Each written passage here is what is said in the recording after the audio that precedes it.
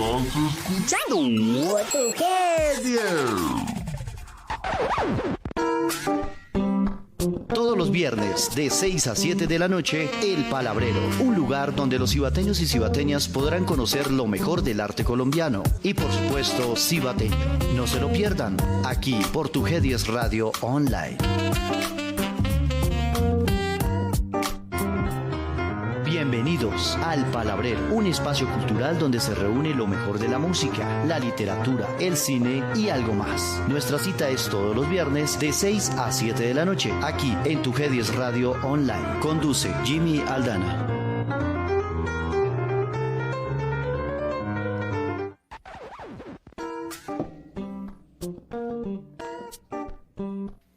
Hola, muy buenas tardes para todos los escuchas de Cibaté, Cundinamarca, de la región, de la provincia y de todo el país, porque sabemos que también hay personas de otras partes del país que nos están escuchando a través de la aplicación Tu G10 Radio en Play Store. Agradecerles nuevamente por estar en este espacio cultural académico, y en el día de hoy contamos con la presencia de unos invitados muy especiales. Por eso nuestro encuentro del día de hoy se titula Perspectivas de la Educación en Colombia. Vamos a hacer entonces una cuestión. En primer lugar, agradecerle al máster Oscar Junca por estar siempre acá pendiente del espacio de Tu G10 Radio, abrir posibilidades de programas, de estos espacios tan enriquecedores para los cibateños y cibateñas. Y agradecerle, porfa, que nos comparta el link ahí para comenzar a compartirlo y que las personas también puedan conectarse y escucharnos en el día de hoy. Este tema de las perspectivas de la educación en Colombia me parece muy importante por una razón fundamental, pues además de que sabemos que la educación en Colombia tiene sus fortalezas, pero también muchas falencias, y sobre todo teniendo en cuenta que entramos en una nueva oportunidad, un nuevo gobierno que le apuesta a la educación, pues me pareció pertinente invitar a los profesionales en el tema de la educación, profesores, profesoras, académicos con bastante experiencia, que nos puedan dar también su punto de vista sobre cómo se piensa en la educación en Colombia, cómo se están pensando la educación desde sus territorios, pero sabemos que cuando hablamos de territorios no necesariamente nos estamos enfocando en el sitio de donde nosotros somos originarios, sino que esto también tiene una influencia departamental, una influencia nacional. Entonces, para que ustedes también puedan participar, sabemos que acá estamos conectados desde Tu G10 Radio en Facebook vía online, entonces para que también hagan sus comentarios, sus sugerencias. De seguro habrá muchos docentes que estén pendientes también como de la cuestión que nos reúne el día de hoy, ¿no? Perspectivas de la educación en Colombia. Y ya para comenzar, pues me gustaría invitar y poder también hablar un poco acá con los docentes con los que nos reunimos en el día de hoy. Para eso voy a leer una breve reseña biográfica de cada uno de ellos para que ustedes los conozcan, para que sepan pues quiénes son las personas que están acá, y más adelante ellos pues van a añadir algo, me corregirán también si por ahí en la biografía por ahí se van algunas cosas que no corresponden o que no están actualizadas, en fin. Y entonces vamos a comenzar. Antes quiero hacer una aclaración, también está invitada la docente Luisa Escobar, ella ya viene para acá, viene en camino. Y vamos entonces a hacer esta breve reseña biográfica pues de cada uno de los invitados en el día de hoy. Está Luisa Escobar, licenciada en Lenguas Modernas de la Universidad Libre, especialización en Infancia y Desarrollo de la Universidad Distrital Francisco José de Caldas de la Ciudad de Bogotá. Se ha desempeñado como docente en diferentes instituciones, incluyendo instituciones secundarias en Francia. Actualmente se desempeña como docente de inglés en la Universidad de Cundinamarca, sede Fusagasugá. Ha realizado diferentes investigaciones en torno a las políticas públicas de la infancia, destacando su artículo de ponencia titulado Mediación literaria, pedagogía y vinculación social. que aparece en el volumen Lecturas en Aula, Rupturas, Diálogos y Mundos de la Universidad Nacional de Colombia, sede Bogotá. Como vemos, pues tiene también bastante experiencia en este campo y específicamente en el concepto de la infancia, el desarrollo de la infancia. Me están llamando, no me llamen en medio del programa. Vamos entonces con Jan Sebastián González, que me acompaña acá en el día de hoy. Jan Sebastián es licenciado en Ciencias Sociales de la Universidad Pedagógica Nacional, recientemente licenciado, entonces pues mis más sinceras felicitaciones. Muchas gracias. Y se ha desempeñado como docente de Ciencias Sociales en varias instituciones de la provincia, en Soacha, en Cibaté, y también ha trabajado en Bogotá haciendo sus prácticas. Estudioso del conflicto armado en Colombia, ya ahorita nos hablarás un poco también de tus estudios de tesis de grado y demás. Posee conocimientos y experiencias en la enseñanza de la lengua de señas colombiana. Entonces, Jan Sebastián González, que nos acompaña acá en el día de hoy. Y también contamos con la presencia de Marcel Forigua, que nos ha acompañado en otros programas. Marcel es y se desempeña como docente de alemán en Colombia desde el año 2019 y conduce el programa Traductología en Spotify. Ahí podrán encontrar todos sus podcasts con las teorías de la traducción desde el cine. El único podcast colombiano sobre teoría y práctica de traducción. Ha tenido la oportunidad de viajar en 2 ocasiones a Europa, particularmente a Alemania, España y los Países Bajos. El interés principal de Marcel es legitimar el proceso y el producto del acto de traducir como un objeto de estudio determinado y una estrategia útil de aprendizaje de las lenguas. Marcel habla 3 lenguas aproximadamente, 4 lenguas, ahorita ya nos aclarará bien la cuestión, entonces acá va a ser muy interesante contar con la perspectiva que él tiene como educador, como licenciado en lenguas modernas sobre la educación en Colombia.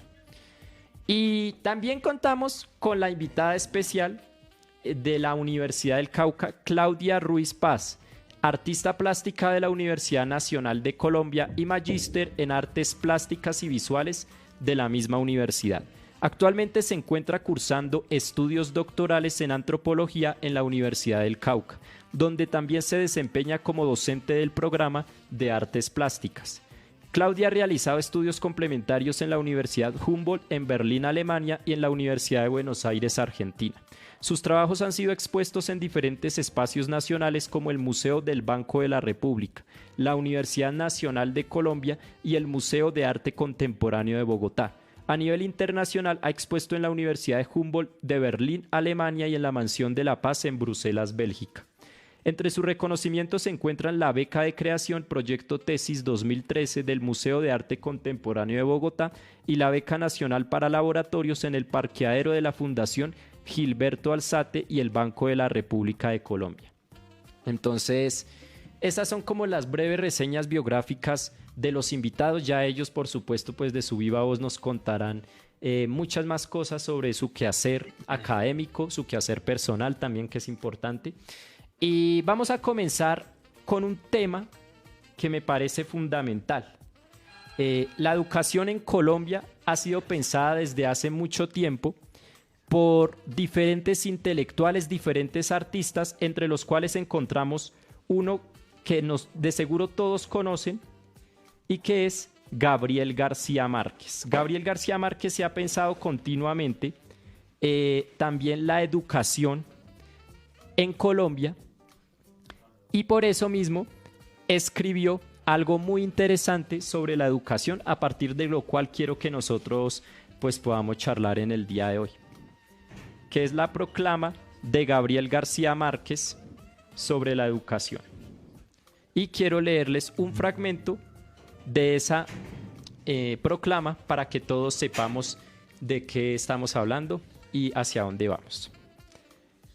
Dice: en estos tiempos críticos en los que somos conscientes de nuestros males, pero nos hemos desgastado luchando contra los síntomas, mientras las causas se eternizan, en estos contextos que reclaman un cambio social de la mano de una educación desde la cuna hasta la tumba, yo creo que este debería ser un texto de lectura y reflexión obligatorio en todas las aulas. Y la proclama de Gabriel García Márquez: Un país al alcance de los niños.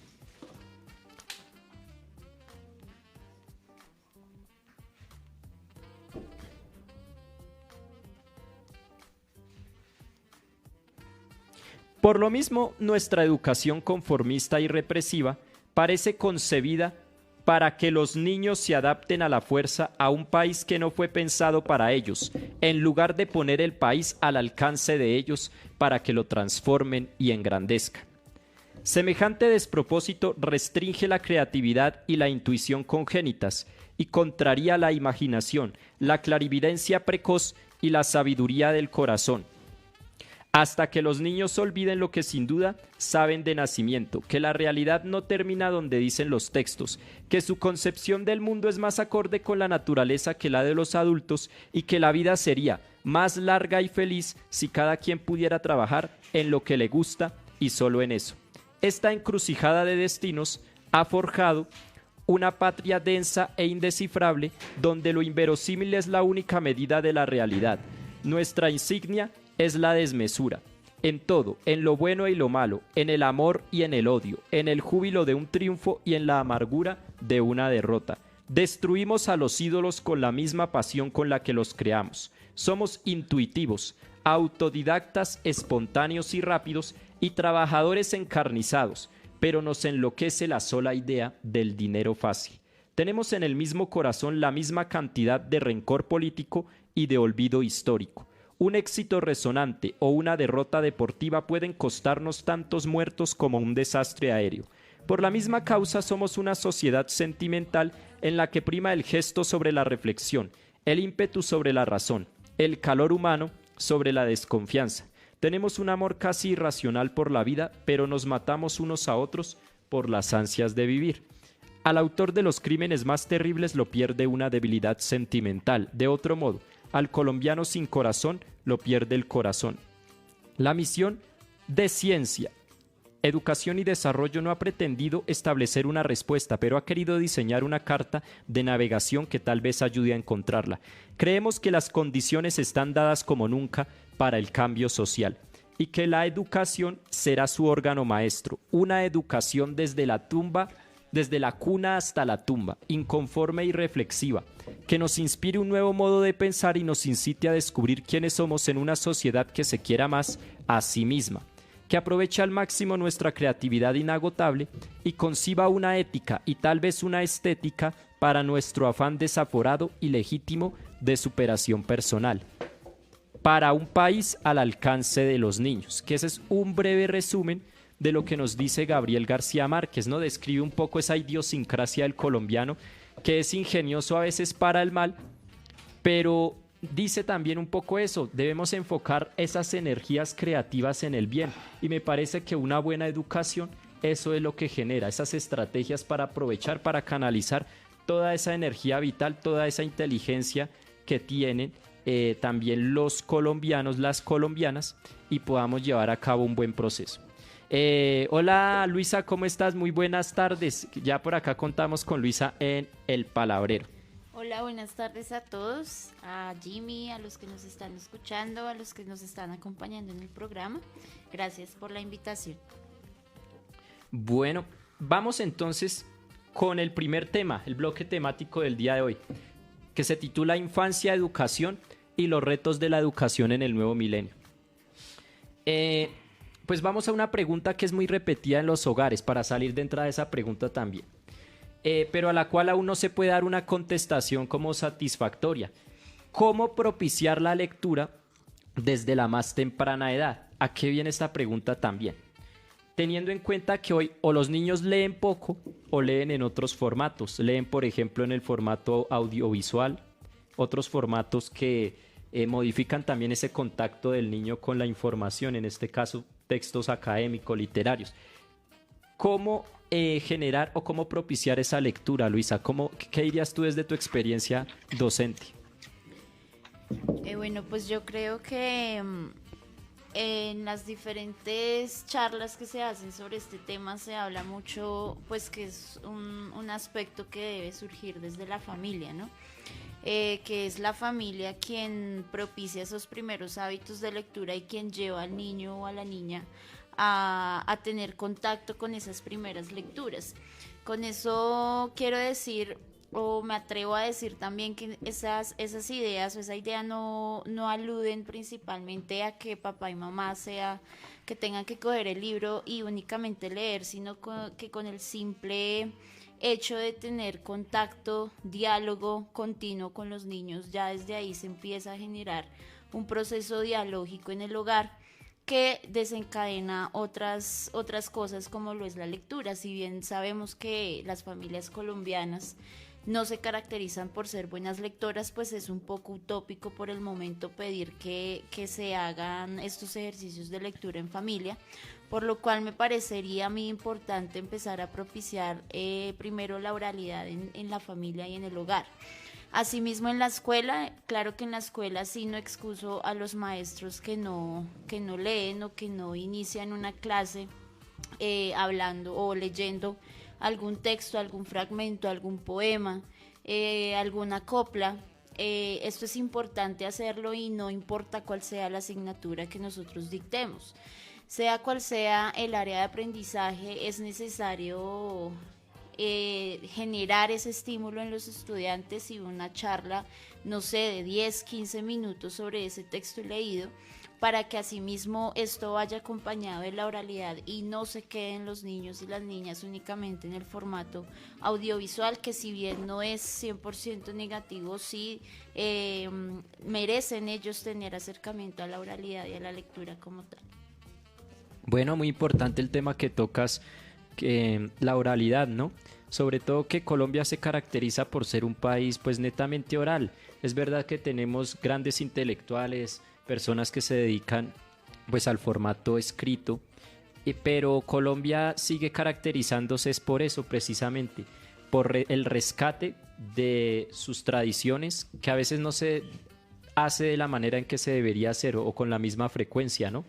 Porque sabemos que en cada vereda, en cada pueblo, hay historias de los antepasados, pero incluso también historias que están ocurriendo en estos momentos, porque esa también es otra creencia, ¿no? Pensar que solo lo de hace unos años es válido como para rescatar desde la oralidad, y pues resulta que nosotros, hablando con la señora de la esquina, con la tendera, con el carpintero, con las personas que realizan las labores diarias, los oficios, encontramos un montón de historias que merecen ser rescatadas, de historias que merecen ser incluso recopiladas, que merecen ser contadas. Entonces, pues este punto que tocas es muy importante y ya más adelante pues vamos a seguir desarrollándolo. Y bueno, ahora pues para seguir esta charla también me gustaría escuchar, por supuesto, a Marcel Forigua. Buenas noches. ¿Cómo estás, Marcel? Muy bien, muy honrado de estar en este espacio tan importante, discutiendo pues la educación en nuestro país, sobre todo en la coyuntura de que va a subir un gobierno, ya acabó de subir un gobierno y que todos tenemos mucha ansiedad de saber qué es lo que va a pasar. Entonces, bueno, pues, Marcel, en este espacio. Precisamente a partir de ese tema surge esta pregunta. ¿Tú cuáles consideras que son los mayores retos? Que es una pregunta que le voy a hacer a todos porque creo que a todos nos incumbe. ¿Cuáles consideras que son los retos más importantes de este gobierno en materia de educación, teniendo en cuenta las falencias que se pudieron ver en el pasado gobierno y en la sucesión de gobiernos que han habido desde hace 200 años? Porque es que la educación se extiende desde precisamente el nacimiento de la República. ¿Qué piensas al respecto, Marcel? Pues yo creo que uno de los retos es el cambio de mentalidad, digamos, porque precisamente en los países normalmente se dividen entre izquierdas y derechas, sí, supuestamente las naciones tienen entonces interpretaciones que van más hacia lo liberal y más hacia lo conservador, pero en Colombia siempre ha tenido el poder o es la derecha o la ultraderecha, o sea, este es el progresismo, digamos, esta la que acabó de subir al poder, no ha tenido la oportunidad de gobernar, entonces algo pues nos da mucha ansiedad de saber qué va a pasar. Yo creo que uno de los retos es cambiar como la perspectiva que se tienen hacia las tendencias liberales, ¿no? Que son las que acabaron de subir al poder en el país.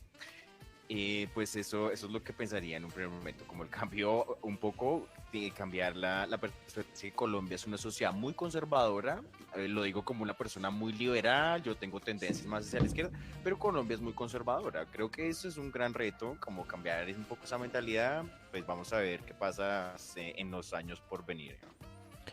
Bueno, Marcel, profe Claudia, muy buenas tardes, ¿cómo estás?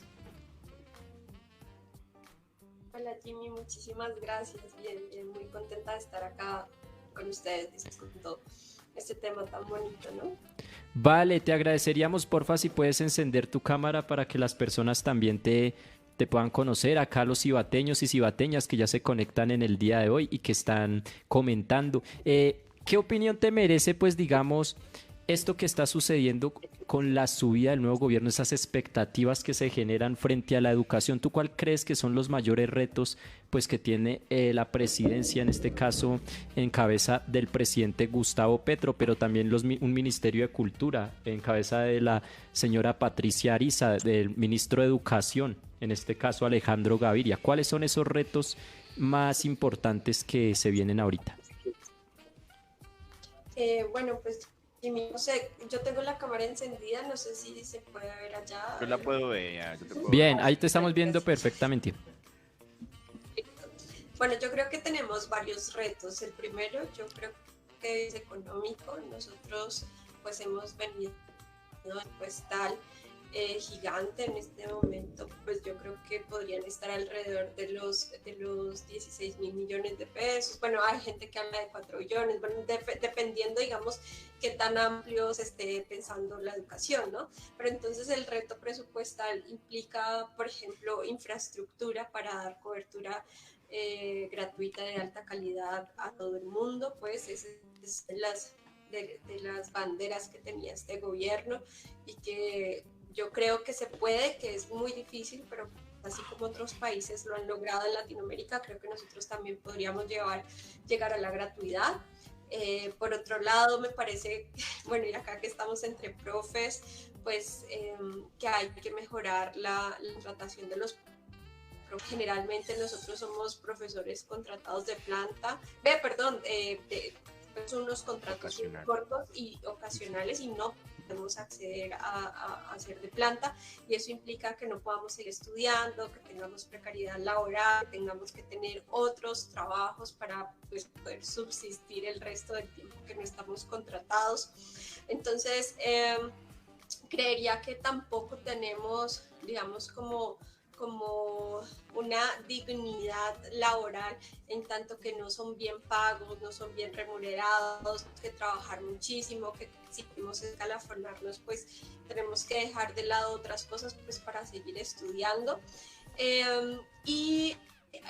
Como hablaba nuestro compañero, la perspectiva sí tiene que en la educación dejar de ser conservadora y apostarle a una educación que implique otros retos, no la producción de objetos que nosotros llamamos producto de nuevo conocimiento, sino también tener retos un poco más amplios, más ambiciosos, en el sentido de pues, que queremos que eso que enseñamos efectivamente pueda transformar nuestros contextos sociales, no solo como adquirir conocimiento porque sí, sino pues qué vamos a hacer con ese conocimiento y para qué nos va a servir, ¿no? Entonces creo que hay muchísimos retos, pero también creo que estamos como muy dispuestos a ese cambio de perspectivas, pues por una mejor inversión a la educación, pues porque siempre habíamos priorizado y creo que en este sentido de que si se acaba la guerra podemos invertir eso en otras cosas como educarnos, va a ser muy muy muy importante pues esos cambios. Bueno, gracias Claudia por tu opinión. Pues aquí vemos efectivamente además que hay una cuestión práctica, ¿no? Nosotros podemos hablar y esbozar unas teorías pues que son bastante útiles en la pedagogía, pero efectivamente se necesita es mano inversora en educación, infraestructura. La infraestructura es fundamental en este caso, que haya también mucha más cobertura, fundamental. Quiero preguntarle a una persona que se ha dedicado a estudiar bastante este asunto, porque ha hecho parte también del movimiento estudiantil y de alguna manera también tiene una movida política bastante interesante. Jan, ¿cómo ves esto que se viene con el nuevo gobierno en materia de educación? Bueno, primero que todo, muchísimas gracias por la invitación aquí al Palabrero y a todas las personas que nos están viendo en este momento. También quiero darles un abrazo. Bueno, la educación siempre ha sido una de las banderas en cuanto a luchas y demandas, se refiere en la izquierda colombiana como tal.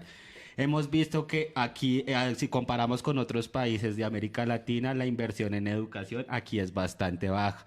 Si nos ponemos a revisar los planes nacionales de desarrollo de gobiernos anteriores, nos damos cuenta. Nos damos cuenta que la mitad del presupuesto se va en seguridad nacional, la otra mitad se va en pago de deuda externa y lo que sobra queda en derechos sociales. Y ahí empezamos a meter lo que es vivienda, lo que es salud, lo que es educación, etcétera, etcétera. Ahora bien, ¿qué se espera con este nuevo gobierno? Se espera una mayor inversión en educación, como lo resaltaban aquí todos los compañeros. Y yo también quisiera agregar algo, formación para el profesorado, algo que también es fundamental para el mejoramiento de la calidad en la prestación del servicio educativo. Por ejemplo, muchos docentes estamos recién egresados y en estos momentos no contamos con el suficiente dinero o con los suficientes recursos para poder emprender estudios de posgrado, con lo cual podemos caer en el riesgo de quedar desactualizados y no poder brindar un buen servicio a las comunidades en las que trabajamos. Con el gobierno del pacto histórico que se viene, pretendemos poder que eso cambie, por ejemplo, también que tengamos condiciones más dignas de trabajo, infraestructura y planta física, que de verdad los recursos en educación se vean y que también se aplique la ley 115 de 1994 en muchos aspectos, porque esta ley, que es la hoja de ruta para la educación en nuestro país, tiene muchas partes que se quedan en el papel debido a la falta de inversión en el rubro educativo. Jan, por acá hay una pregunta que me parece que tú puedes contestar de mejor manera que nosotros. ¿Cuál debería ser la postura de los docentes que pertenecen a la educación tradicional? Pues teniendo en cuenta que eso se conecta con lo que estás diciendo. O sea, ¿qué postura deberían tener también, por ejemplo, estas personas docentes que están supeditados desde hace mucho tiempo a las malas condiciones de la educación privada que se da en los colegios, ¿no? Sabemos que los docentes están muy mal pagos y que tienen además cursos de más de 50 estudiantes, muchas veces se eternizan y no pueden entrar, por ejemplo, al magisterio. ¿Cómo ves ahí esa cuestión? Bueno, ahí en el caso de algunos profes que, por ejemplo, trabajan en universidades privadas, trabajan en escuelas, instituciones privadas, perdón, ahí en algunos casos que podemos ver como ese influjo de la educación conservadora que Marcel nos decía anteriormente, ahí podemos ver alienación por parte de muchos de esos profesores que de cierta manera toman una postura cómoda, toman una postura relajada y de cierta manera no logran percibir los problemas estructurales que de cierta manera hay en su institución educativa. También a eso hay que sumar a que los profesores de educación de las instituciones de educación privada normalmente no tienen una fuerte tradición política de movilización, precisamente porque son contratos que no son muy fáciles de negociar, porque son contratos que en algunas ocasiones son a término desigual. Y esos son problemas precisamente que presenta la educación privada y en específicamente hablando del tema de sus profesores. Bueno, profe Luisa. Bueno, frente a la pregunta de la postura que deben tomar los profes que no sé, que se pueden ajustar a la educación tradicional, pues yo diría que no es que exista como una división clara entre qué profesor es tradicionalista y quién no. sino que más bien todo parte de las condiciones y de lo que nosotros tenemos a la mano para trabajar. Y pues partiendo de ahí, muchos de los contextos educativos se convierten en tradicionales por lo que hay estructuralmente y por los recursos mismos. ¿Qué posición deben tomar? Evidentemente, pues deben tomar una posición crítica y una posición de acción, no solamente en términos de movilización a gran escala, es decir, en las calles, que evidentemente es necesario, sino desde acciones cotidianas en el aula y en la escuela. Y muchas veces entiendo al maestro que no puede, digamos, manifestarse dentro de su institución pues por temor a la pérdida del trabajo, pero sí debe haber un cambio de perspectiva frente a eso y debe empezar a haber como un tipo de revolución, por decirlo así, en el mismo gremio, y ahí es donde yo tanto he criticado últimamente a FECODE, porque se basó últimamente en defender simplemente los derechos y bienestar de los docentes en el sector público, pero primero olvidó a los niños. Me parece a mí que ha dejado a los niños de lado en sus últimas luchas, y también a los docentes del sector privado, que también son una gran cantidad de docentes. Pues sí, digamos que esta realidad es bastante visible y sobre todo, exacto, muchas veces dicen, no, es que los docentes que hacen parte del magisterio son excesivamente mayores que los de privados, pero si nosotros vamos, realmente hay muchísimos docentes y que llevan trabajando sobre todo que 20, 30 años, ¿no? Que eso también es increíble, con salarios pues nimios, y siguen allá en estos colegios. Pues que por supuesto la culpa la tienen estas personas también, y que falta una regulación es del gobierno en cuanto a eso, ¿no? En cuanto a que los salarios sean justos para las personas también que están yendo a estos colegios, porque no se trata, como decía, que día escuché a una persona que daba esa opinión, no decía, pues es que los institutos técnicos, tecnológicos así de orden privado deberían quitarse. Pues yo no creo que eso deba quitarse, porque de alguna manera también están mejorando la cobertura, aunque la están haciendo mal, pero la están mejorando. Lo que habría que hacer en ese caso es fortalecer más bien esta conexión entre el gobierno y estos sectores, que haya un mayor control estatal, que control no quiere decir siempre como esa fiscalización ahí, pero que también hay libertad de cátedra y demás, pero que sí haya un control en cuanto a, por ejemplo, los ingresos de los docentes. Ahorita hay una noticia muy buena, que es también vuelve el pago de las horas extra, que eso es fundamental. Entonces, que eso también se vea reflejado, por ejemplo, estos docentes que tienen un horario de 6 de la tarde, de 6 de la mañana, perdón, a 3 de la tarde, pero que muchas veces sabemos, especialmente las instituciones privadas, los hacen quedar hasta las 5, 6 y media de la tarde, siempre en reunión, que reunión tras reunión, pero ahí se quedan haciéndole el trabajo muchas veces a las directivas. Entonces, bueno, vamos a continuar con otra pregunta de este bloque, y ya le damos paso además a las preguntas que están haciendo los invitados, las personas que están conectadas, que están haciendo unas preguntas muy interesantes. Pues sabemos también que un problema de la educación en Colombia tiene que ver con los imaginarios que se tienen del concepto de la infancia, que incluso este concepto de la infancia se ve reflejado en los planes de desarrollo y en las políticas públicas de los municipios, que conciben a la infancia muchas veces como una población más desvalida, así yo lo veo así. Me gustaría preguntarle a Luisa, que tiene gran experiencia, que tiene estudios en esto, ¿tú cómo ves el concepto de la infancia? ¿Cómo se maneja desde lo institucional y de qué manera se debería manejar en tu concepto? Sí, pues si bien el concepto de la infancia se ha venido enriqueciendo y ha venido transformándose desde más o menos la década de los 90, que es cuando empezamos a tener las primeras leyes de infancia y adolescencia en el país, si bien se ha venido enriqueciendo, se ha venido teniendo más presente a la infancia y a la adolescencia en los diferentes planes de gobierno, hay una tendencia y hay unos imaginarios sociales que giran alrededor de la infancia y que la ven y la conciben como una población que hay que proteger y que hay que proteger con fines a futuro.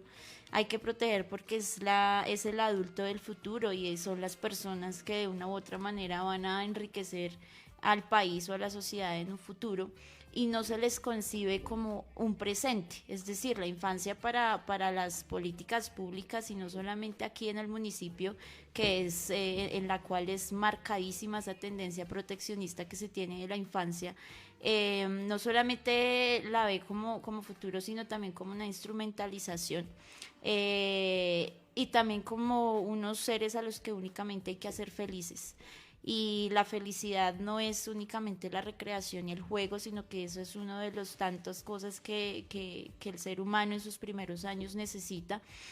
Y como tú estabas leyendo, Jimmy, al inicio, en ese texto de García Márquez, el país necesita ser construido con la infancia.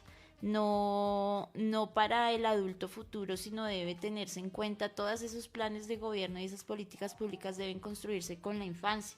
Marcel decía algo del cambio de perspectiva que se debe tener, y ese es uno de los cambios que se deben hacer en el imaginario social y colectivo.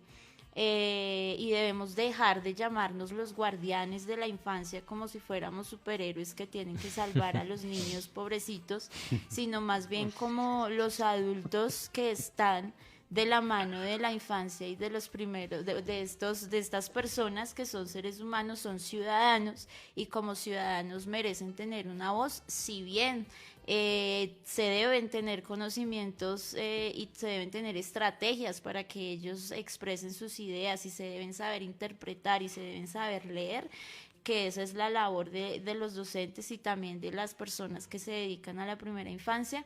Debemos es verla así, no como ese objeto a futuro que nos va a tener o a producir cosas en unos años.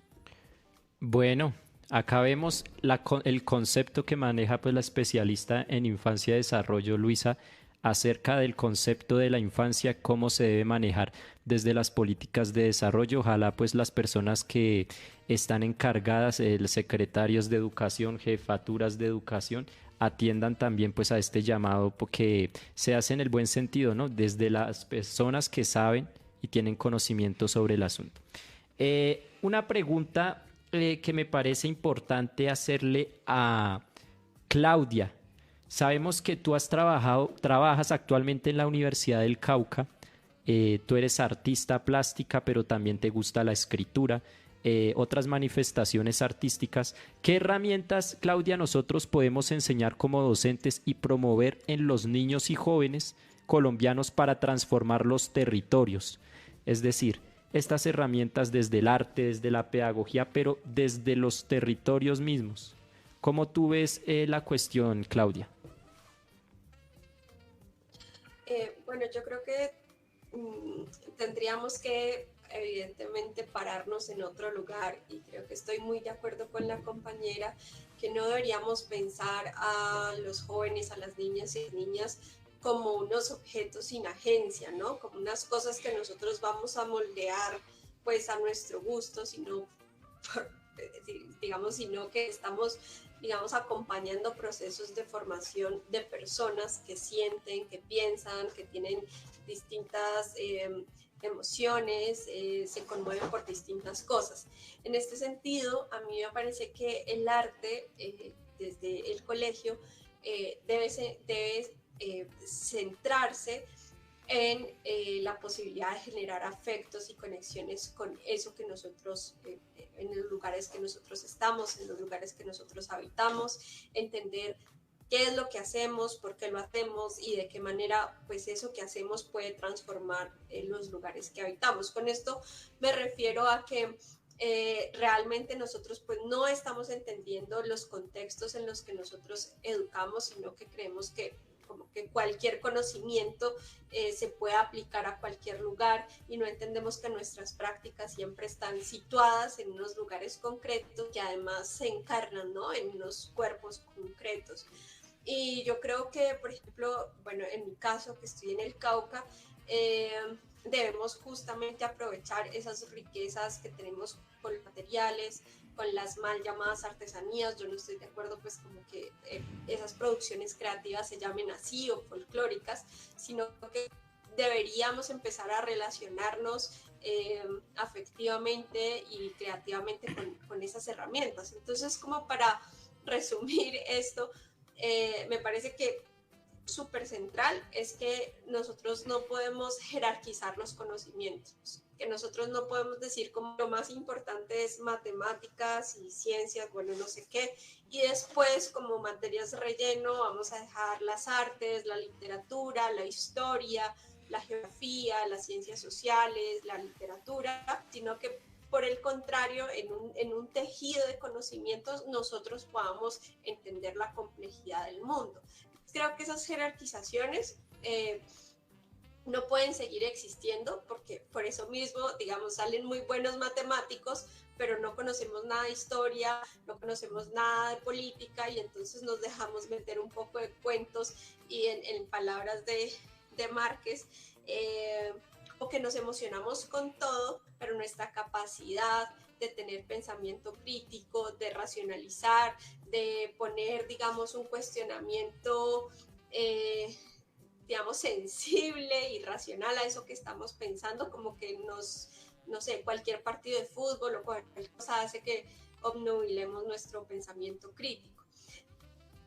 Mientras tienen que ver con que no hay una herramienta predeterminada, sino que como lectores de los lugares en los que estamos, podamos construirlas juntos o en conjunto con las personas con las que trabajamos, sean niños, niñas, jóvenes o adultos, ¿no? Y no querer imponer desde nuestra perspectiva, que puede ser muy valiosa y puede tener las mejores intenciones, pero pues que sigue estando sesgada desde un único punto de vista. Entonces creo que sí es súper importante que podamos como construir esas herramientas, no para conocer y ya, sino efectivamente para transformar los lugares en los que habitamos en lugares más amables para ¿no?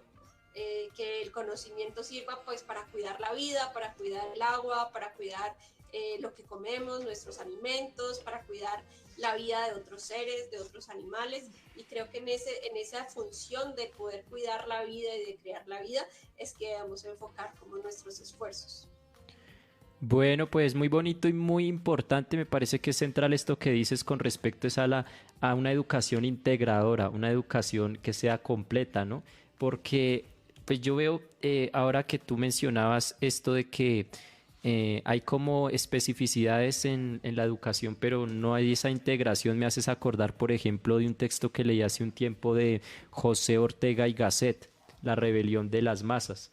Él plantea también un poco, pues imagínate, desde comienzos del siglo XX ya se estaba dando eso, que hay una suerte de especialización que incluso en los colegios ya se comienza a ver, pero en las universidades hace boom. O sea, por ejemplo, la persona antes conocía cómo construir un vehículo completo.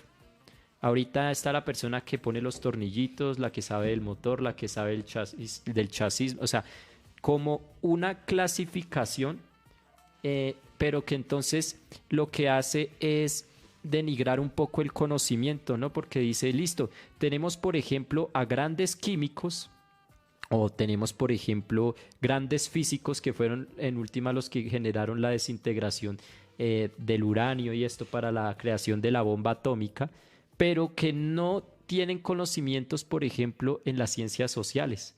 Entonces vemos personas que fácilmente son manipuladas, ya sea por los estados más poderosos, no tienen ese criterio también humanístico para decidir qué tan ético es el paso que van a dar y que me parece fundamental. O sea, aquí nosotros, sobre todo la parte de las ciencias exactas, a veces como que se desligan un poco de eso, pero entonces me parece que ahí sería fundamental ese toque humanístico y asimismo nosotros como humanistas tampoco desligarnos, que es lo que sucede frecuentemente, que a veces por ahí no saben ni hacer una suma.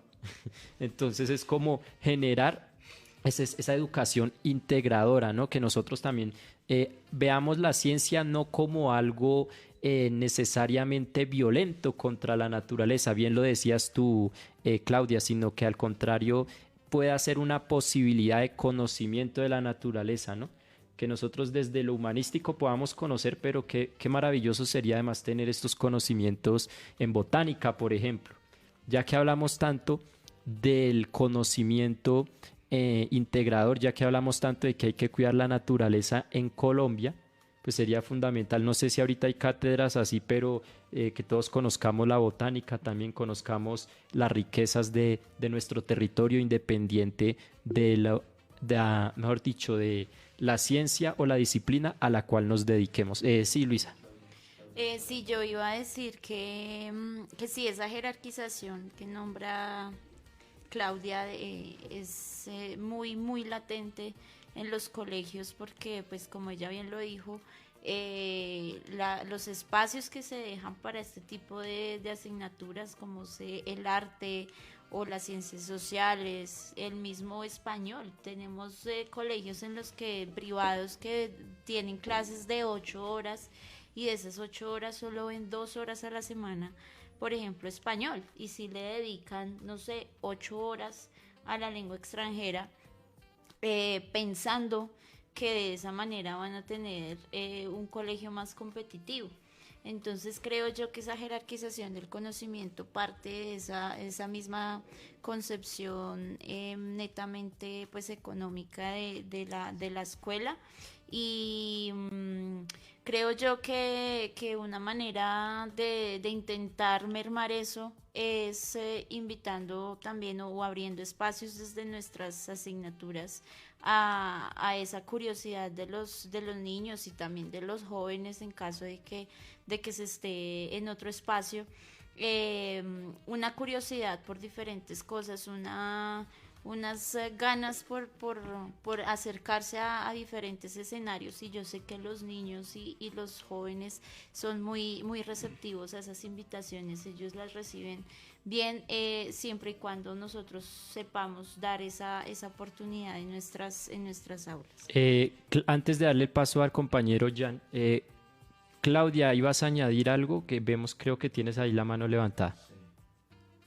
Sí, es que justo me hiciste pensar en que cuando no entendemos cuál es nuestro territorio y no sabemos cómo cuidarlo, pues todas las ciencias quedan en abstracto, ¿no? O sea, cuando sí sabemos por allá qué son las mesetas o, bueno, la geografía, la cosa política en abstracto, pues estamos cerca del río, contaminan el río, hacen minería en el río, no sé, ¿cómo se llama?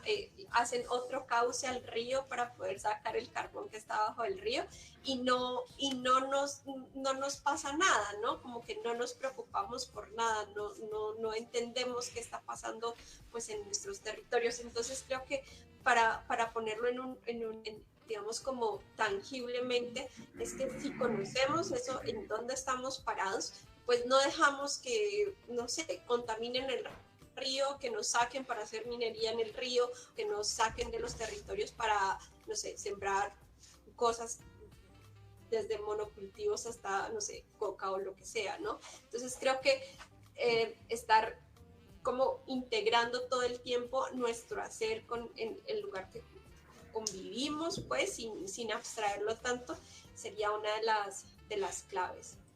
Bueno, muy importante, Claudia, gracias por ese punto de vista.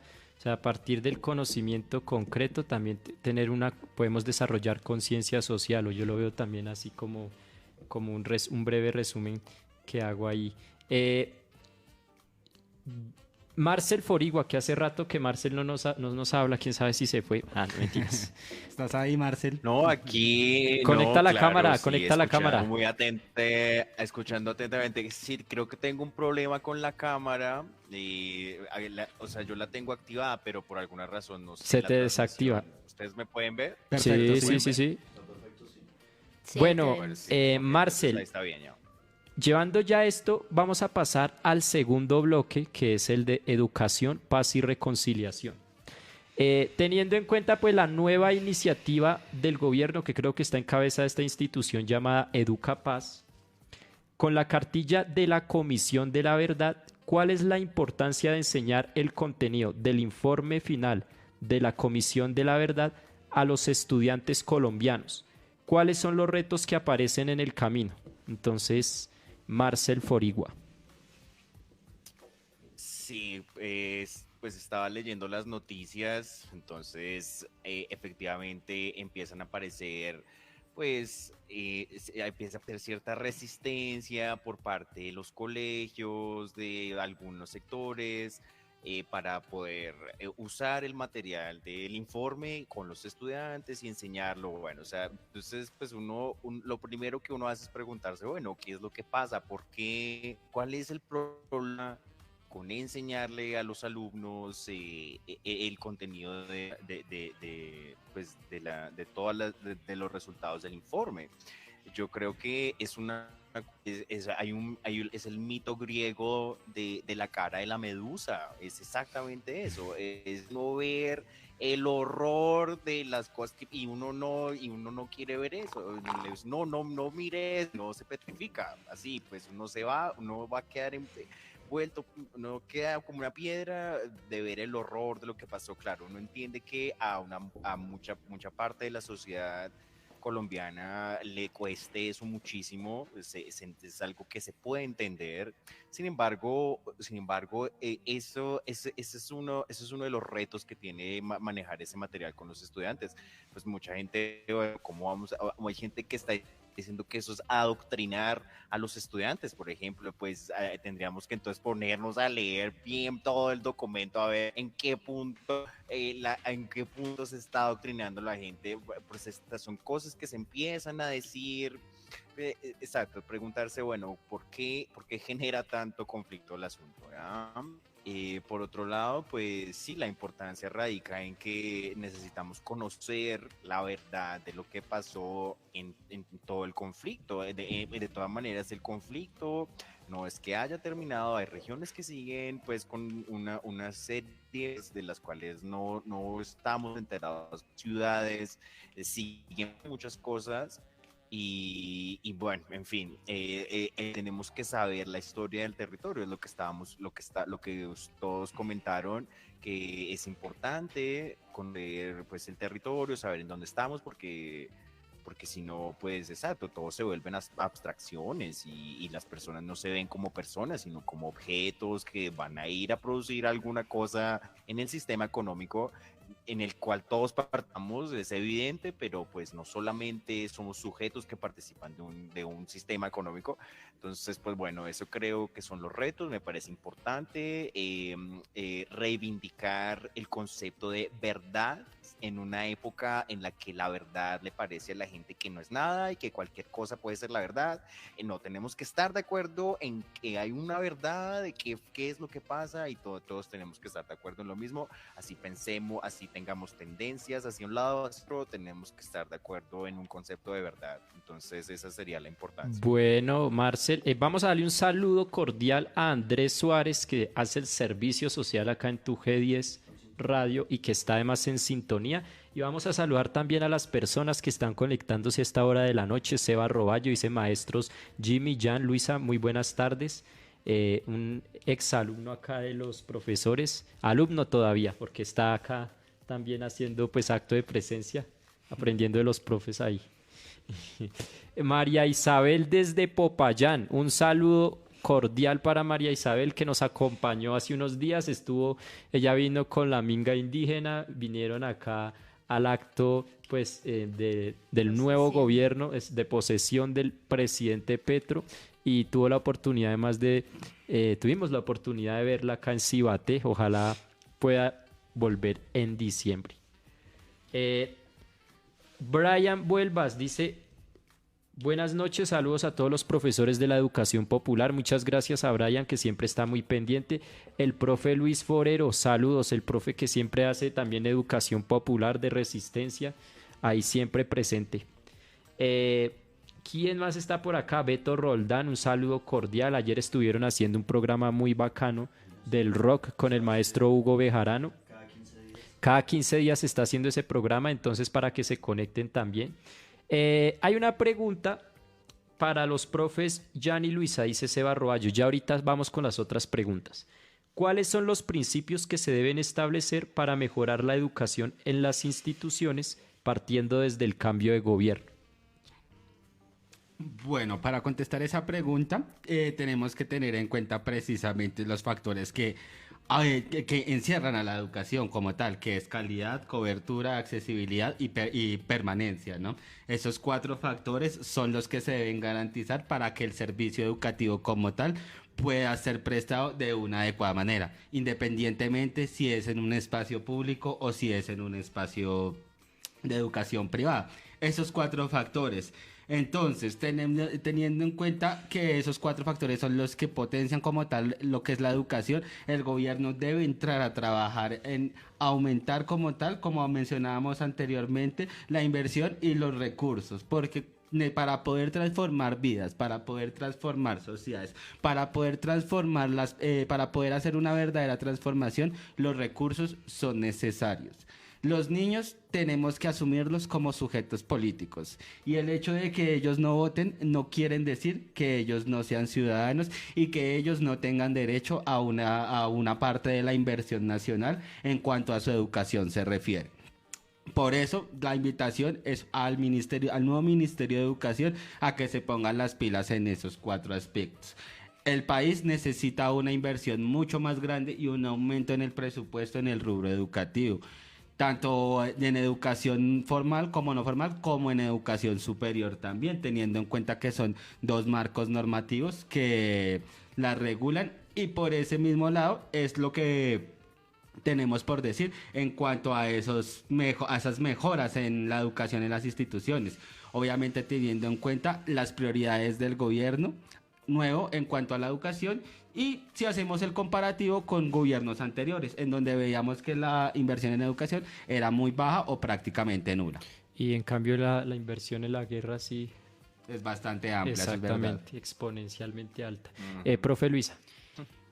Bueno, pues primero saludos a Sebas, agradecerle que esté acá, que es muy, muy gratificante ver exalumnos y personas pues que uno lleva en su memoria como profe. Verlos así como en sintonía. Bueno, pues yo creo que Jan tocó los temas fundamentales.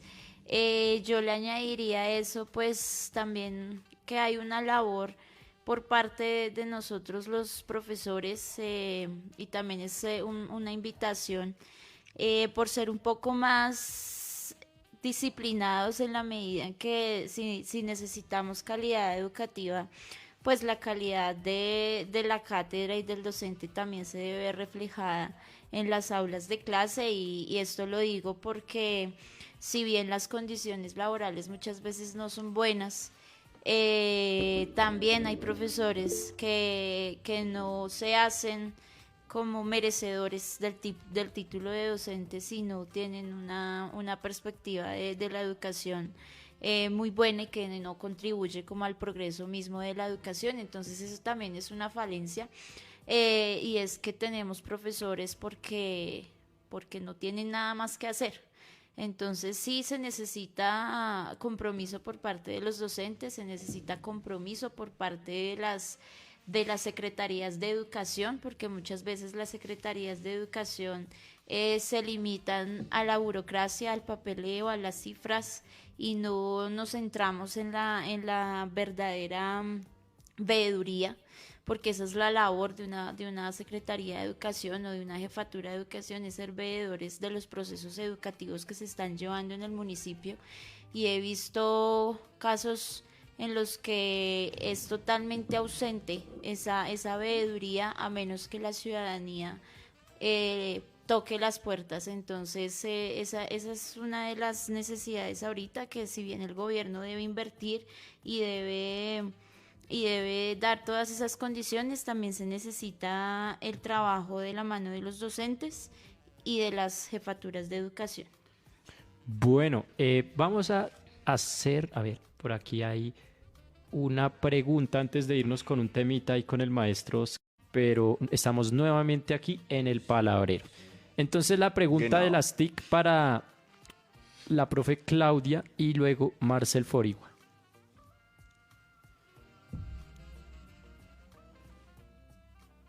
O si quieres, ve contestándola tú, Marcel, y ya ahorita le damos paso a la profe Claudia. No alcancé a escuchar la parte de las TIC. Quería era, Pero comentando espéranos, vamos sobre... con la pregunta sí que habíamos Sí, hecho. no, ¿puedes repetirla? Sí, pues, sí, puedes repetirla, porfa, gracias. Sí, no. Bueno, acá hubo un problemita con pero era relacionada con pues la importancia de las TIC. Cómo implementar Ajá. ahorita en la educación pues todo el tema de las TICs, básicamente. Genau, sí, ok. ¿Cómo implementarlo? Pues puedo dar mi experiencia desde mi perspectiva. Pues yo soy fanático de Internet, medios de comunicación. Me encanta todo el mundo de Internet. Creo que el mundo de Internet es una cosa que no sabemos ni bien lo que es. Estamos hasta ahora empezando a descubrir qué diablos es el Internet. Para mí el Internet es un corpus de idiomas extranjeros impresionantes. Eso debe ser Internet para mí. Puedo ver prensa en alemán, en inglés, en francés, puedo consultar un montón de cosas que de otro modo no se pudieran hacer. Y todo eso que yo investigo y consulto, todo lo aplico en mis clases. Entonces yo, por ejemplo, ¿qué hago? Yo me pongo a ver, digamos, prensa en alemán, en YouTube, uno puede ver los noticieros alemanes, entonces me pongo a transcribirlos, entonces transcribo los textos, trabajo esos textos con mis estudiantes, les sugiero a mis estudiantes que hagan eso mismo, que ellos mismos vayan, se escuchen un video en francés, en inglés, en alemán y se pongan a transcribir, a ver qué entienden, así que se pongan a pasar el texto oral al escrito. En fin, bueno, esto es un uso que yo le doy a las TIC en mis clases de lenguas extranjeras y es algo que funciona muy bien. Creo que un asunto importante es, pues, cada profesor, cada docente tiene que ser un conocedor muy bien de sus herramientas, lo que se hace en Internet. Todos vemos cosas diferentes en Internet, todos exploramos lugares distintos de Internet. Entonces depende de qué hace uno con eso que investiga, qué hace uno con esa información que uno saca pues de las TIC. Me parece que es importante, o sea, cada quien tiene que explorar muy bien las herramientas. Sí. Bueno, me gustaría entonces que Claudia nos ayudara con esta pregunta, pero antes hay una muy específica que yo sé que nos puedes colaborar un montón, que tiene que ver con qué aspectos deberían cambiar radicalmente en la educación en Colombia para fortalecer y asegurar una paz estable y duradera y la no repetición de la guerra, Claudia. Bueno, pues yo creo que esa pregunta es como muy amplia, pero a mí me gustaría tocar algo que a mí me toca todos los días y creo que más allá de esa noción de guerra que tenemos como entre la guerrilla y los militares, creo que nosotros tenemos unas guerras internas que batallar y luchar con ellas todo el tiempo. Entonces, desde el caso de Rosalvira Celi en Bogotá, no sé si ustedes se acuerdan de esta mujer que fue empalada en el Parque Nacional, Justo en ese momento yo estaba haciendo mi práctica en el Colegio Palermo y una de las niñas, mejor dicho, la hija de Rosalvira Celi era estudiante mía. Entonces como que ese caso a mí me impactó sobremanera y yo fui al acto en el Parque Nacional y yo, o sea, ¿qué es esto tan monstruoso que estamos viviendo? Y creo que algo que tenemos que implementar de manera inmediata, pero ya, o sea, estamos muy tarde, es una perspectiva de género en nuestra universidad y en las universidades y en los colegios, sobre todo porque las primeras violencias que sufren los cuerpos, y sobre todo de las mujeres, los abusos sexuales, las violaciones, el maltrato físico, hay un montón de cosas que nosotros como que no sabemos muy bien qué hacer con eso, ¿no? Entonces, después de ese evento, empecé a preguntarme cuáles eran las violencias que tenían, pues, las mujeres y algunos talleres, en charlas, bueno, en cosas, me di cuenta que todas las mujeres en menor o mayor medida han sufrido de abuso sexual o violencia sexual o maltrato intrafamiliar, etcétera, etcétera. Entonces creo que sí es un tema que es apremiante, y creo que si nosotros empezamos a cuidar y a entender que los cuerpos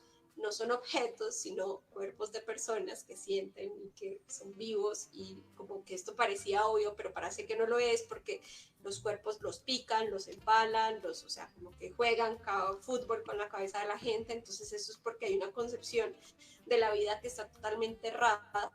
Entonces creo que una perspectiva que tenemos que, pues, tomar ya es, pues, erradicar la violencia de los cuerpos, y sobre todo, pues en mi caso, que es como mi lucha, obviamente, entre los niños, pero sobre todo el de las mujeres, ¿no? Que es un cuerpo en el que históricamente se han perpetuado las violencias. Entonces, bueno, eso por un lado. Y por otro lado, creo que la compañera Luisa hablaba sobre la competencia, y creo que esta idea es mejor que ser como lo que justamente ahorita que estaba hablando con mi primita me decía, ¿tú qué puesto en el colegio ocupabas? Y yo no recuerdo que en mi colegio pues hubiera puestos, y como que uno se pelea, no, yo soy la quinta, la tercera, no sé qué. Y creo que esa idea de competencia y no de compañerismo pues hace que nosotros todo el tiempo estemos pensando en pasar por el otro, encima del otro. Y también estoy de acuerdo con el compañero Marcel, pues que la historia y la verdad se tiene que conocer efectivamente para que no se vuelva a repetir. Me parece excelente que las clases de historia pues vuelvan a los... no sé a quién se le ocurrió que la historia no servía y la iban a sacar de los colegios, pero justamente conocer nuestra historia hace que no la volvamos a repetir. Es como, no sé, los alemanes tienen clarísimo que el holocausto no puede volver a suceder, y el tiempo lo tienen ahí como muy claro y lo están repitiendo, digamos, para no volver a caer en esas monstruosidades. Y nosotros tenemos que tener claro qué pasó, cuál fue nuestra historia, pues para no repetirla, porque cada tanto yo siento que a mí me gusta mucho Alfredo Molano, y cada vez que yo lo leo digo, bueno, esto está volviendo a pasar, o sea, se repite todo el tiempo, ¿no? Entonces creo que sí hay al menos estos tres elementos que, pues yo supongo que hay muchos más, pero los que a mí más me tocan o me llaman, o los que yo quiero implementar, pues sí es esta idea de entender y desde una perspectiva de género, cualquier tema educativo que nosotros tengamos, de conocer nuestra historia, y también entender que nosotros a la universidad, al colegio, vamos a formarnos políticamente, ¿no? Eso. Bueno, ya como estamos finalizando nuestro programa del día de hoy, quisiera cerrarlo con una especie de juego, una dinámica interesante. Cada uno de ustedes me va a relacionar desde su experiencia como educación una palabra con la que ustedes puedan definir educación, una palabra nada más. O sea, no van a darme una definición de diccionario, pero sí una palabra que a ustedes los haya marcado desde su quehacer, desde lo que ustedes han tenido como experiencia docente, y que yo sé que es bastante en el caso de la mayoría de todos, por decirlo así. Entonces, a ver quién comienza, o jugamos un tingo ahí de... En una palabra Sí, así, espontáneamente. para definir la educación. Pero desde tu experiencia. Desde la mía sería transformación. Transformación, ¿por qué transformación?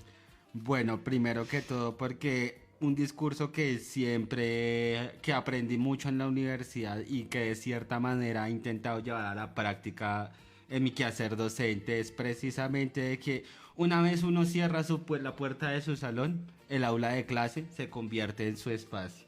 Y en ese espacio es donde yo puedo transformar personas, donde puedo transformar su concepción de la vida, su forma de pensar, donde puedo ayudar, darle esas herramientas. Por eso creo firmemente que la escuela es un espacio de transformación. Ya en relación entonces desde su quehacer, la educación con la transformación, profe Luisa. No, que siga otro mientras yo pienso. Vamos con Marcel Forigua. Sí, hello. Para mí la educación es tendencia. Creo que pues eso puede ser muy, muy subjetivo el concepto que uno tenga de dependencia y dependencia, pero creo que bueno, eso uno entre más educa, entre más se forma, pues uno se va liberando de muchas cosas de las que uno pueda sentirse de pronto presa, sentirse oprimido, digamos. Eso puede ser eso es muy subjetivo. Cada quien, pues mira, pues no sé, una relación con la familia o algo. Uno tiene que también a valerse por uno mismo. Creo que también me refiero un poco a la autonomía, tal vez independencia en el sentido de autonomía, de valerse por uno mismo. El filósofo Emmanuel Kant, ¿ya? Él dice en latín la famosa frase de Immanuel Kant, sapere aude, que quiere decir en español, atrévete a conocer, ¿ya? Sapere aude, ten la audacia de conocer. Entonces creo que eso es la educación para mí, es la independencia, es la autonomía. Bueno, independencia lo relaciona mucho con una educación que no nos enseña a obedecer, sino a pensar, ¿no? Entonces, pues muy bacana esa relación que haces, Marcel. Profe Claudia. No sé, tengo varios, pero voy a irme, no, la más clichésuda de todas, pero pues me voy a arriesgar a decirlo. Creo que es sanación. Creo que mi apuesta política desde hace un montón de tiempo tiene que ver con que nosotros hacemos arte para sanar los cuerpos, ¿no? Pues porque los cuerpos heridos, o sea, lo que ha hecho el capital, bueno, toda es herir cuerpos, entristecerlos y no dejarlos luchar, ¿no? No, es un cuerpo entristecido, enfermo, no puede luchar, no puede ser libertario, no puede transformar, no puede ser libre, no puede ser autónomo, no puede ser crítico, no puede ser nada.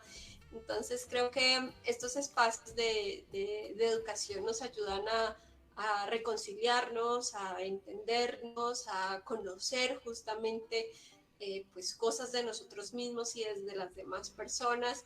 Y además a mí me parecía, bueno, como yo soy artista y en el arte siempre hay como, salen a flote como los traumas y los dolores y las heridas y todas estas cosas, y pareciera que es esta idea de que uno va a conocer solo con la cabeza, me parece muy peligrosa. O sea, yo creo que uno también conoce con el cuerpo, con el corazón, con los sentimientos, y estas otras inteligencias o maneras de ver el mundo, pues también son muy, muy, muy importantes en la educación, ¿no? Porque si nosotros estamos profundamente heridos, y justo hoy en la clase con Jimmy pensábamos en una mujer que está entristecida y absolutamente desabastecida, como que no cree en nada, nada le llama, no ama nada. Entonces es una mujer que no puede hacer nada, o sea, por más inteligente, y ella es doctora en filosofía, pero aún así la vida no le llena, ¿no? Entonces creo que sí es importante sanar para seguir como moviendo otras cosas que implica la educación.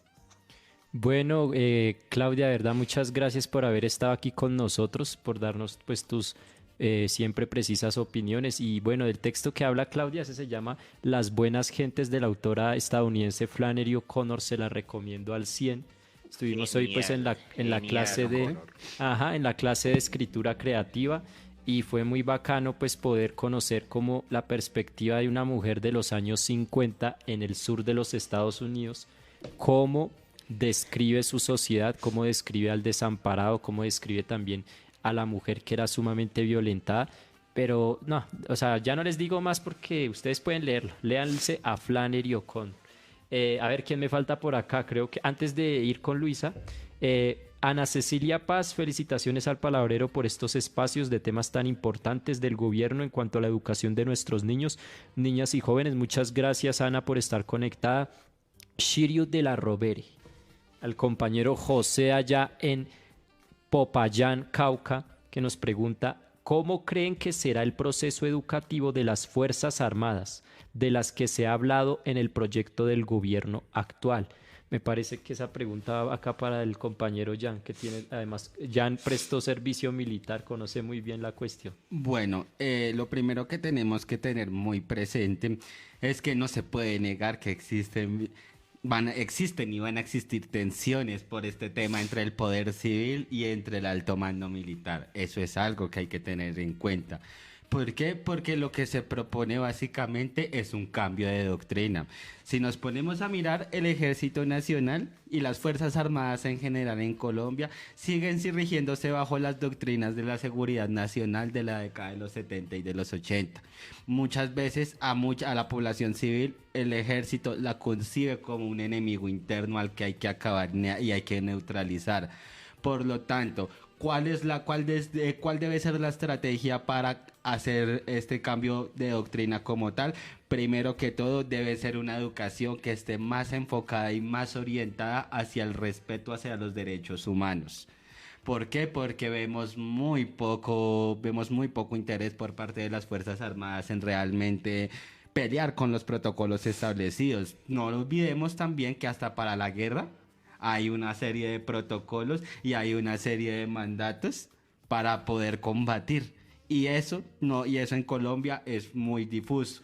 Precisamente también con esta cuestión de la Comisión de la Verdad, ahí también entran tensiones a jugar, porque también la idea también sería que las Fuerzas Armadas también estudiaran este informe, obviamente desde su perspectiva, porque como lo habíamos dicho anteriormente a lo largo de este programa, todos somos colombianos sin importar si tenemos un uniforme o no, y por ese lado es necesario que en todo tipo de aulas se conozca el informe final, se conozca qué fue lo que pasó, quiénes fueron los perpetradores, cómo se dieron esos contextos de violencia, precisamente como hemos insistido tanto a lo largo de este programa, para que no se vuelva a repetir. Además de eso, también se espera que haya una mejor profesionalización por parte de otro tipo de tropa, pero ya una profesionalización en cuanto a labores técnicas y tecnológicas, no con la única formación militar, sino precisamente que también pueda tener formación profesional, que el soldado, que el cabo puedan aspirar a ser profesionales si así lo desea. Esa también es una apuesta que el actual gobierno tiene para las tropas raza, por así decirlo, de las Fuerzas Armadas. Ahora a propósito que tocas eso, Jan, pues hoy supe que ya se renovó la cúpula militar, ¿no? Hoy habló Gustavo Petro frente a eso y decía un concepto muy importante que me pareció, es cambiar la lógica de que los resultados y los ascensos militares se deben dar es por el número de bajas, eso ya no va. Y eso es fundamental porque eso es reducir los falsos positivos, es reducir todas estas atrocidades que han sucedido. Entonces va a la política de la vida, es decir, que los ascensos, las distinciones y demás se generen, es cuando los militares, además de su labor de seguridad y demás, vayan a las regiones también a colaborar. Por ejemplo, cuando hay todas estas cuestiones, usted sabe, Jan, de los derrumbes, las inundaciones, ¿cómo va ahí el ejército también? A meter mano también, a levantar casas, a ayudar a la comunidad. Eso era lo que decía Petro y me parece que es un proceso largo, ¿no? De que se vuelva a tener confianza o se tenga confianza en la policía, en el ejército, pero se puede llevar a cabo siempre y cuando pues estas personas también sepan tener ese contacto con las poblaciones y que no sea solo ir a dar bala diestra y siniestra. Exactamente, básicamente la invitación que hace Petro hacia las Fuerzas Armadas con esto que nos cuenta aquí el palabrero, con el cambio de cúpula militar, podemos ver que se está intentando cumplir las promesas que se hicieron en materia de defensa. Porque si bien es cierto que la tendencia política ha cambiado en nuestro país, el componente militar no se puede negar porque ha sido protagonista fundamental en la política del país en los últimos 60 años.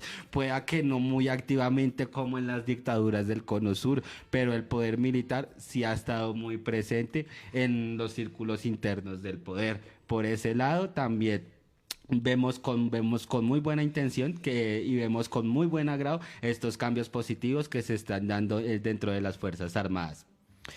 Un saludo a Ana Cecilia Paz, que por acá hace un comentario pertinente. Dice: terrible escuchar a docentes con una hoja de vida académica excelente, con un contrato temporal por horas o por 11 meses y un sueldo ahí más o menos. Entonces, gracias Ana por tu opinión. Y vamos ahora sí con Luisa, que hace rato está que nos hace conejo con lo de la palabra. No, pues yo creo que la palabra que definiría mi experiencia como docente es enriquecimiento, y evidentemente no es un enriquecimiento monetario, sino pues no, y tampoco solamente en cuanto a conocimiento, sino también experiencias, vivencias, y de ambas partes, ¿no? Tanto de la parte de los estudiantes como nosotros los docentes. Cada día nos enriquecemos más con las nuevas experiencias que tenemos. Cada vez me pasa a mí en lo personal, cada vez que me enfrento a un grupo, sea la población que sea, siento esos nervios de saber pues con qué personas me voy a encontrar, pero pues en general es un agrado. Es un agrado poder compartir eso que sé, y también dejarme llenar por lo que los estudiantes me pueden brindar. Entonces, para mí la educación es enriquecimiento constante. Ana Celina dice: docente Claudia Marcela Ruiz Paz, de la Universidad del Cauca, felicitaciones. Te están diciendo, por ahí te están saludando. Y nada. Pues muchísimas gracias de verdad a ustedes por haberse tomado el tiempo de venir al Palabrero, de charlar conmigo, de charlar y construir sobre todo, porque yo pienso que estos espacios, pues sobre todo para las personas que los escuchan, pero también hasta para nosotros mismos, pues son enriquecedores en la medida en que nos ayudan a organizar ideas y, como bien decía al principio Claudia, que me pareció también fundamental, aterrizar cosas, ¿no? Que nosotros a veces sí traemos cierta teoría que es importante, pero ya aplicándola en la realidad, en el día a día, en el aula, es donde adquiere como ese significado. Sí, yo quería pues también agradecer el espacio, y sería bueno contar aquí en TUG un espacio prontamente sobre algo que se está dando en el municipio fundamental, y que es el plan de ordenamiento territorial para el próximo decenio. Entonces sí, sería muy bueno hacer un análisis del mismo, porque según los reportes que hemos tenido, pues es un proceso que está sumamente estancado y sumamente mal llevado. Entonces sí, sería bueno contar con ese espacio también, que la educación pues evidentemente va a entrar ahí, y así como la infancia y la adolescencia. Sí, como otros también, ¿no? Porque en el sector educación, cultura, estos procesos también están estancados, y muchas veces no es por falta de voluntad de las mismas personas, de los mismos artistas, sino también es falta de organización, ¿no? De los entes encargados, porque vemos que en otros municipios ya hace más de año y medio que esta cuestión va avanzando, ya está pues mucho más desarrollada.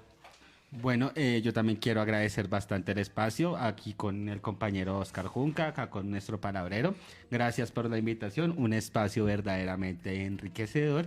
Y yo también quisiera recomendar algo, pues como vemos, ya tenemos un nuevo Congreso, tenemos un nuevo gobierno, lo que se viene ahora es el Plan Nacional de Desarrollo, también invitando a que estemos pendientes de cómo va a ser la construcción de ese documento y de cómo van a ser los debates de dicho documento, ya que de cierta forma el Plan Nacional de Desarrollo es el que determina la plata que cuenta el país y en qué se va a gastar ese dinero, y ahí vamos a poder ver realmente el programa de gobierno del Pacto Histórico ya trasplantado a la realidad mediante el Plan Nacional de Desarrollo.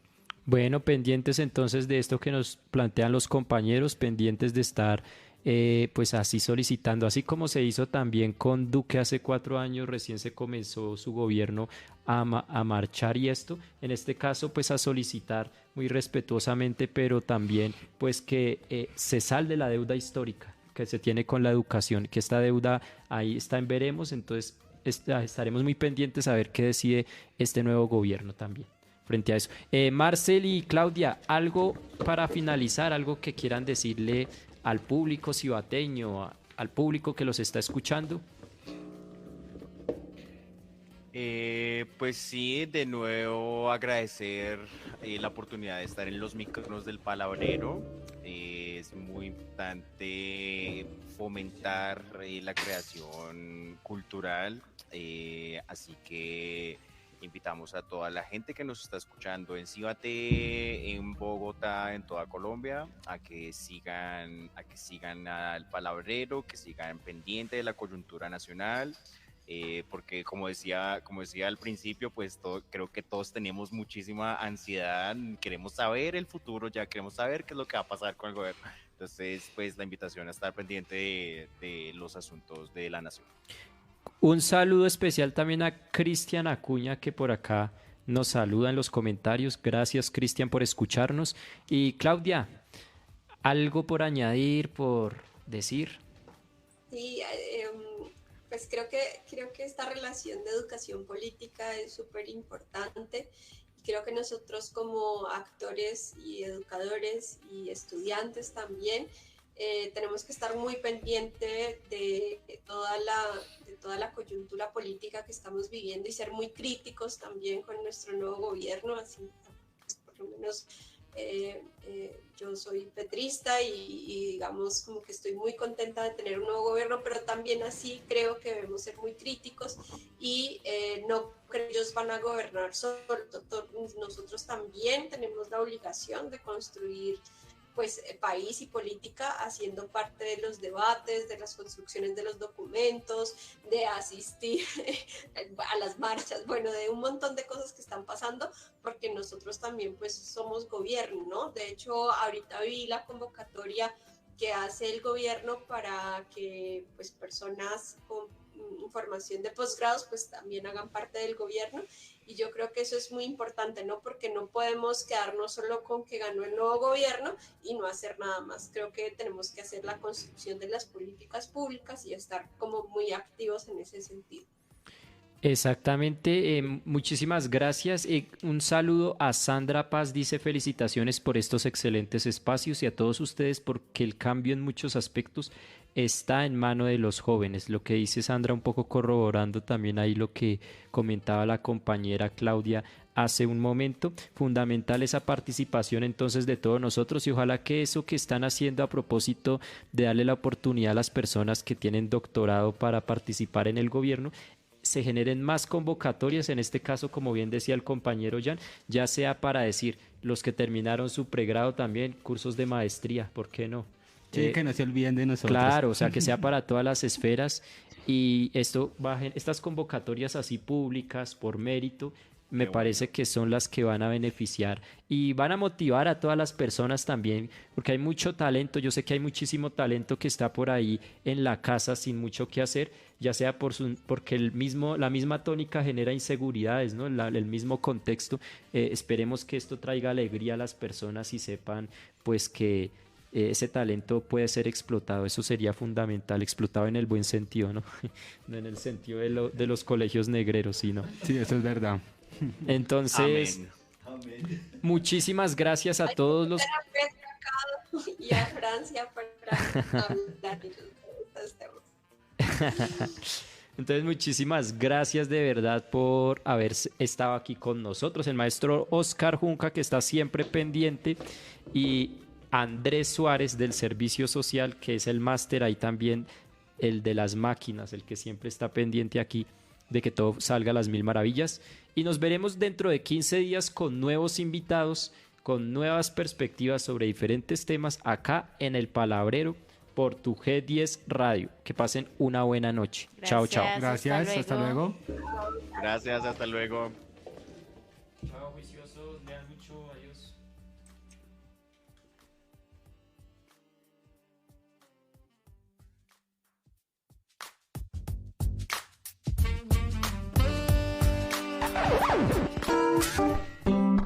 Todos los viernes de 6 a 7 de la noche, El Palabrero, un lugar donde los cibateños y cibateñas podrán conocer lo mejor del arte colombiano y por supuesto cibateño. No se lo pierdan, aquí por tu G10 Radio Online.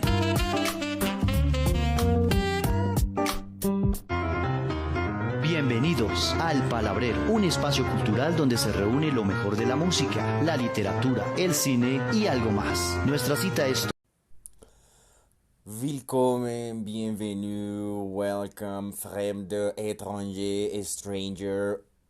Un gran saludo de bienvenida para toda la audiencia. Imagínense que Traductología llegó a las 1000 reproducciones. ¿Ustedes se imaginan qué es tener 1000 reproducciones en un podcast? Pues tener 1000 de algo es ya tener mucho, así no sea 1.000.000, ok, pero ya tener 1000 de algo es bastante, o sea, pues 1000 reproducciones habla de una gran audiencia que crece cada día más, que cada día va a crecer más, dependiendo del trabajo que se haga.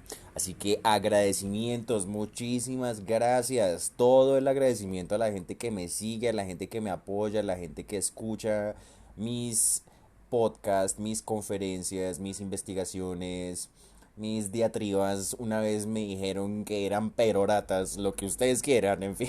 Bueno, muchísimas gracias a todos los que me escuchan y bueno, les tenemos muy buenas noticias. Así que después de las 1000 reproducciones del podcast, la gente me ha estado preguntando que cómo me puede apoyar, que cómo me ayudan. Hay muy buena recepción de la gente hacia mis proyectos, todos en general, es decir, el podcast, yo también hago tejidos, hago clases de idiomas, evidentemente todo. Todas las actividades a las que me dedico requieren un gran esfuerzo, requieren recursos, requieren mucho estudio. Ahora tengo una página de Patreon. Es un servicio en línea para recaudar fondos que financian diversos proyectos creativos. Es una página internacional, así que las personas que estén en cualquier parte del mundo a las que les llegue este mensaje, pues ya hay una manera en la que me pueden apoyar. Se trata de un descuento mensual que se hace al método de pago, usualmente es una tarjeta de crédito, y pueden ser aportes desde $1 hasta $20. Cada aporte será invertido en mis actividades, vienen distintos niveles, distintas ventajas para pues interactuar con los donantes, así que ahí está todo en la página de Patreon, la encuentran igual como Traductología, Marcel Forigua en Patreon. Si la opción de Patreon no es la mejor para muchos, bueno, para los que estén en Colombia, pues también pueden enviar directamente a Nequi, al número de Nequi. El número es 323-232-9394. Repito, 323-232-9394. 323-232-9394. Cada aporte, por muy grande o por muy pequeño que sea, será infinitamente agradecido. Será invertido cada aporte en materias primas, en lecturas, en libros, en horas y horas de estudio para seguir sacando adelante un podcast único en el sistema del podcasting latinoamericano, donde nos dedicamos a encontrar la calidad del acto de traducir. Recuerden, donaciones por Patreon y Nequi con motivo de las 1000 reproducciones del podcast. También me ayudan compartiendo mis publicaciones en todos los lugares de internet. Vielen Dank für die Aufmerksamkeit. Estos son los espacios donde interactúan las lenguas, los pueblos, las culturas. Son los espacios de habla hispana, los espacios de habla inglesa, de habla germana, los espacios del hablar bogotano de Marcel. Estamos en contacto. Muchísimas gracias.